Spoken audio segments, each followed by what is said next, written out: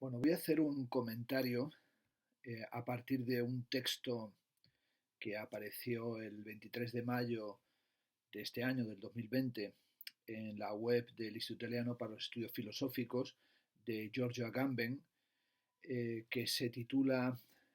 Requiem para los estudiantes. Es un texto corto, pero realmente muy singular. Dice así: como predijimos, las lecciones universitarias se llevarán a cabo online a partir del próximo año. Lo que era evidente para un observador atento, a saber, que la llamada pandemia se utilizaría como pretexto para la difusión cada vez más generalizada de las tecnologías digitales, se ha realizado puntualmente. Bueno, Agamben retoma aquí algo que también ya señaló en un texto anterior, muy comentado y discutido, en el que hablaba sobre los efectos y sobre las consecuencias de la pandemia y sobre la imposición del estado de excepción, y también cómo se iba a utilizar para realizar, por ejemplo, este aplanamiento de las formas del diálogo, de la comunicación, de la construcción de la comunidad y de la sociedad, y la imposición de las tecnologías cibernéticas y computacionales. Continúa: no nos interesa aquí la consiguiente transformación de la didáctica, en la que el elemento de la presencia física, en todo momento tan importante en la relación entre estudiantes y docentes, desaparece definitivamente, al igual que desaparecen las discusiones colectivas en los seminarios, que eran la parte más animada de la enseñanza. Forma parte de la barbarie tecnológica que estamos experimentando: la cancelación de la vida, de cada experiencia de los sentidos, y la pérdida de la mirada, permanentemente aprisionada en una pantalla espectral. Bueno, aquí aparece evidentemente dos cuestiones. Por un lado, al final de este párrafo, esta cuestión de la barbarie tecnológica como cancelación de la experiencia. Agamben ha señalado en muchas ocasiones que la experiencia decisiva del presente es la incapacidad para conseguir y obtener experiencias, recordando toda la noción de experiencia benjaminiana o también adorniana, y la necesidad de resistirnos a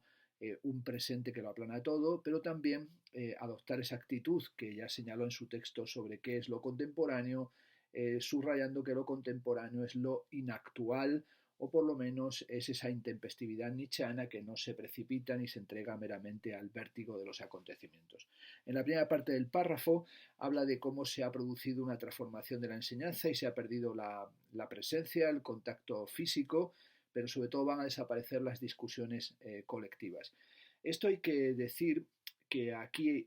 junto a la cuestión de la tecnofobia o de una visión muy simplista de qué tipo de experiencia nos ofrecen las tecnologías, también lo que se revela es una soberana ignorancia por parte de Agamben con respecto a la cuestión de si son factibles, posibles o no los debates a través de la enseñanza y la docencia online, dado que en muchos casos la docencia online puede y tal vez deba ser activada para generar mayores debates, y lo que tenemos también que hacer es aprender a manejar estas redes y aprender a manejar estos espacios, y no meramente adoptar una actitud absolutamente apocalíptica o, como hemos dicho, tecnofóbica, en la que apelamos a una dimensión de la presencia como una especie de panacea cuasi de contacto inmediato y de un diálogo verdaderamente fructífero, por una razón fundamental: porque tal cosa, esa presencia dialogante y esa interactividad en los seminarios, no es ni mucho menos real. Pero no solamente no es real en un sentido abstracto, sino también en un sentido concreto. He tenido relación con el propio Giorgio Agamben y hemos tenido una relación amistosa, y también he podido asistir a conferencias suyas y a seminarios, y he podido observar que tal interacción y tal diálogo ni existe, ni mucho menos tampoco él lo propicia. Pero no quiero hacer un argumento solamente ad hominem contra él, sino que hay que subrayar que en muchos casos todo aquello que consideramos docencia presencial se ha convertido desde hace años en una docencia absolutamente inercial, en la que ni el profesor espera nada de los alumnos, ni los alumnos parece que en muchos casos esperan nada del profesor, pero sobre todo se confía poquísimo y se trabaja poco el espacio de la interacción, y sobre todo la posibilidad de una activación dialógica y una modificación también de las pautas de la enseñanza y la docencia. Por tanto, hay que ir más allá de lo que llamaríamos una metafísica de la presencia pedagógica o una metafísica fundada en la presencia física, que en cierta medida revela también la regresión filosófico-intelectual a la que se está sometiendo el propio Giorgio Agamben, porque esa defensa de la presencia física parece que es algo que está sometido, que ha sido revisado ya desde su venerado Martin Heidegger y, por supuesto, desde los planteamientos derridianos. Pero continúa el texto, mucho más decisivo, porque lo que está sucediendo es algo de lo que significativamente no se habla en absoluto, a saber, el fin del estudiantado como forma de vida. Bueno, esta cuestión de que desaparecerá el estudiantado como forma de vida es también casi una nostalgia de la posición del estudiante o del estudiantado en una dimensión, vamos a llamarla así, mito medieval o mitológico medieval, porque la idea del estudiantado como forma de vida, tenemos que decir también que hay una dimensión no solo del estudiante como forma de vida, sino también de lo que ha sido, que aquí parece que había por su ausencia, la universidad y la enseñanza y la formación neoliberal contemporánea, en la que el estudiante es fundamentalmente un pagador, alguien que está ahí para pagar y para financiar universidades que, aunque se sigan llamando públicas, están privatizadas y reciben cada vez menos financiación y sobre todo tratan de excluir a aquel que no tiene la posibilidad para pagar, pero esa idea de que existiera así, algo así como el estudiantado como una forma de vida me parece realmente bastante delirante. Dice, las universidades nacieron en Europa a partir de asociaciones de estudiantes, universitates, y a estas deben su nombre. La del estudiante era ante todo una forma de vida en la que el estudio y la escucha de las lecciones eran ciertamente determinantes, pero no menos importante era el encuentro y el intercambio asiduo con los demás escolari, que a menudo venían de los lugares más remotos y se reunían según el lugar de origen en naciones. Esta forma de vida evolucionó de varias maneras a lo largo de los siglos, pero fue constante desde los clerici vagantes de la Edad Media hasta los movimientos estudiantiles del siglo XX, la dimensión social del fenómeno. Cualquiera que haya enseñado en una aula universitaria sabe bien cómo, por así decirlo, se formaban amistades ante sus ojos y se constituían, según los intereses culturales y políticos, pequeños grupos de estudio e investigación que continuaban reuniéndose incluso después de la sesión. Bueno, aquí sencillamente es un momento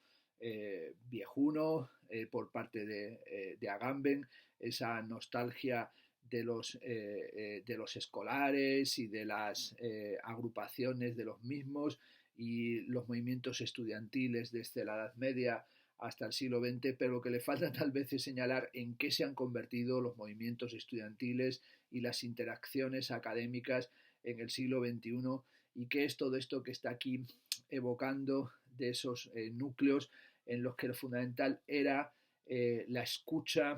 en las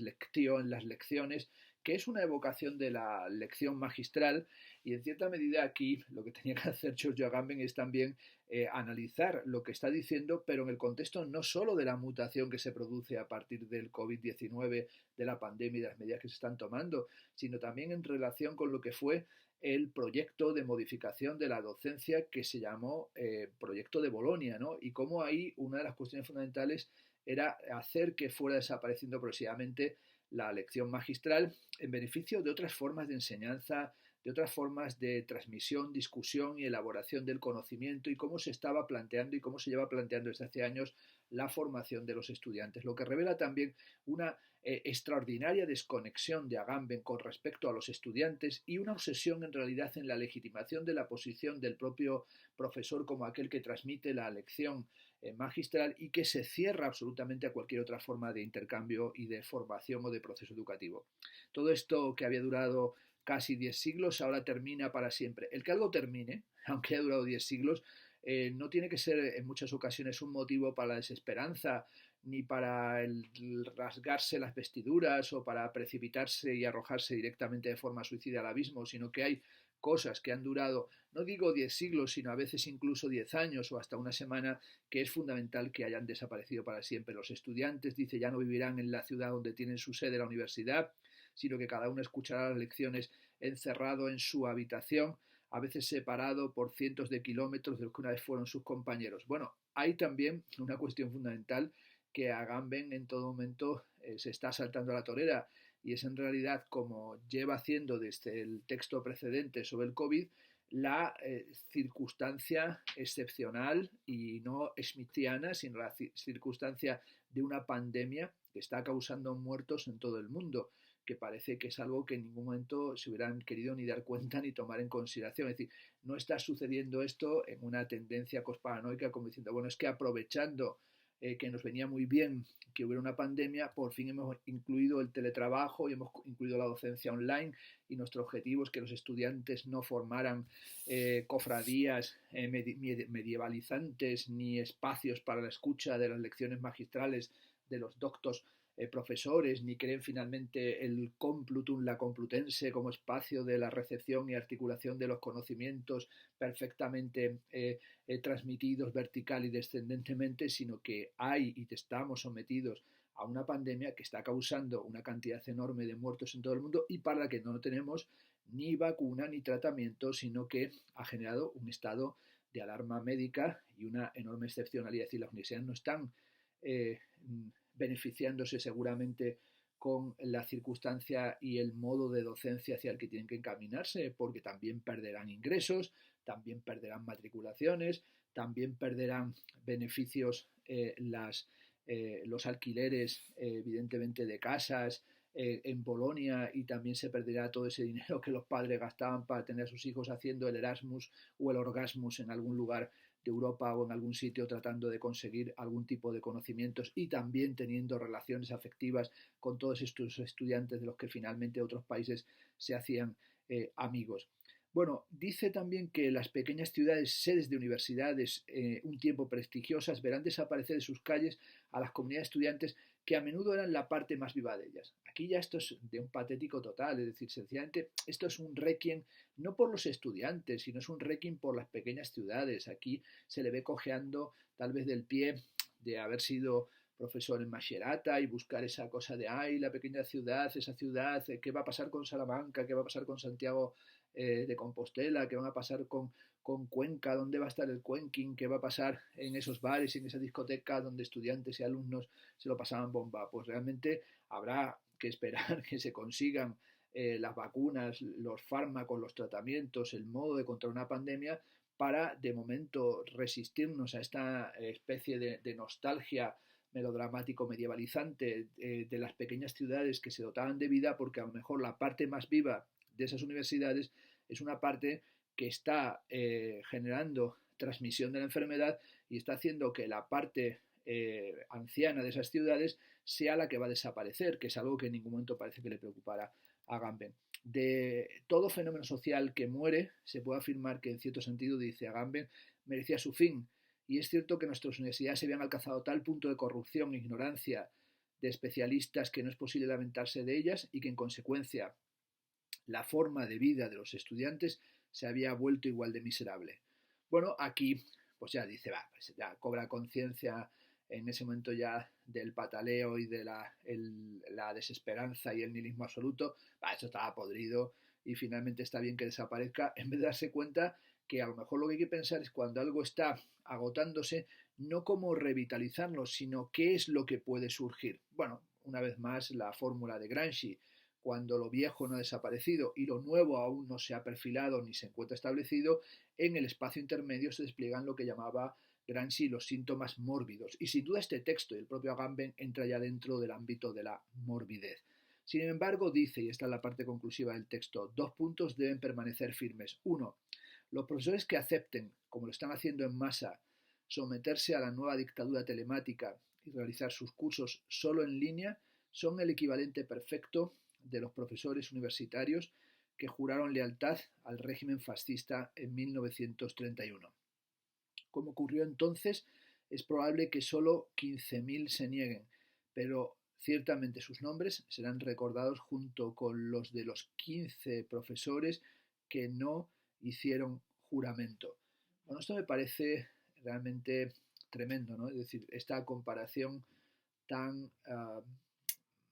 vergonzosa y lamentable que hace Agamben entre los profesores que han aceptado o que ya han estado haciendo la docencia online o que han aceptado hacerla el año que viene por las circunstancias de evitar el rebrote o evitar más muertes o tratar de reaccionar a la pandemia del COVID-19, compararlos con los que apoyaron o jugaron lealtad al régimen fascista. ¿Somos fascistas? yo entonces sería, y todos los que estamos dando clase online, somos fascistas, y solo el profesor Agamben, con su defensa de la vida del estudiante desde la Edad Media y la presencia física y las lecciones magistrales y la revitalización y la vida de las pequeñas ciudades donde hay universidades son los únicos que no son fascistas, o acaso es él un totalitario, o es el colmo de los totalitarios que tiene la potestad desde sus firmes conocimientos más allá de la corrupción de la universidad para decir quiénes son o no son fascistas. Es decir, hemos estado sencillamente colaborando a un totalitarismo telemático, a una dictadura telemática que en ningún momento se define, sino que sencillamente es una especie como de, bueno, leviatán que ha construido el propio Agamben. Me parece una acusación y un juicio que enturbia la trayectoria de un pensador que ha escrito libros que yo considero todavía fundamentales, como sería Estancias, como sería su libro Lo que queda de Auschwitz, Infancia e Historia. He leído tantos y tantos libros de Agamben y Idea de la Prosa, y tengo y he tenido tanta admiración por su pensamiento que realmente este juicio que lanza aquí me parece, no digo sea fruto de la senilidad, pero sobre todo de una enorme precipitación. Me parece una acusación que realmente no hace justicia ni siquiera al pensamiento del propio Agamben, y creo que es algo de lo que seguramente no dentro de mucho tendrá que avergonzarse o tal vez incluso retractarse. El segundo de los puntos dice: los estudiantes que aman verdaderamente el estudio tendrán que negarse a inscribirse en las universidades así transformadas y, como en su origen, constituirse en nuevas universitates, dentro de las cuales solo frente a la barbarie tecnológica podrá permanecer viva la palabra del pasado y nacerá, si es que nace, algo así como una nueva cultura. El segundo punto también es nauseabundo, ¿no? Es la idea de, vale,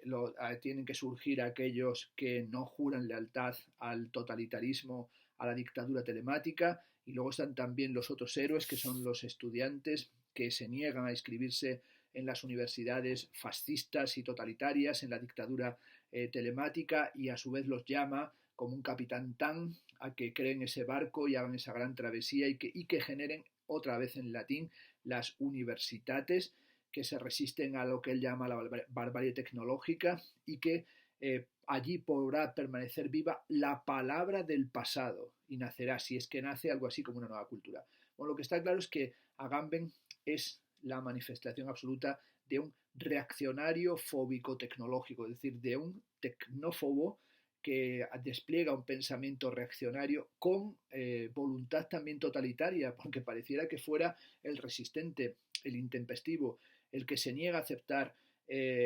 una transformación que él entiende únicamente como una transformación totalitaria que nos impone un régimen de aplanamiento en el que solamente triunfarán las disciplinas de la corrupción o el modo disciplinario corruptor y absolutamente ignorante. Y me parece que aquí, cuando aparece este heroísmo de los estudiantes y de estas nuevas universitates, lo que está haciendo Agamben es sencillamente revelar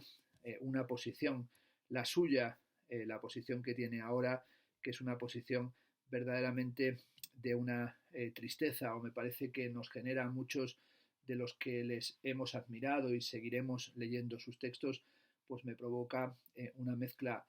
de repulsa y también de tristeza, porque su posición no es aquí meramente melancólica, recordando sus estudios sobre la melancolía, ni es un requiem, ni es un duelo, ni es meramente una rabieta, sino que lo que está es cincelando y construyendo un monumento absolutamente monomaniaco y de absoluta egolatría, de una pseudo resistencia al totalitarismo tecnológico, pero me parece que aquí late en su texto, o en su texto se encuentra el pulso y el ritmo de una de las opiniones más, en mi opinión,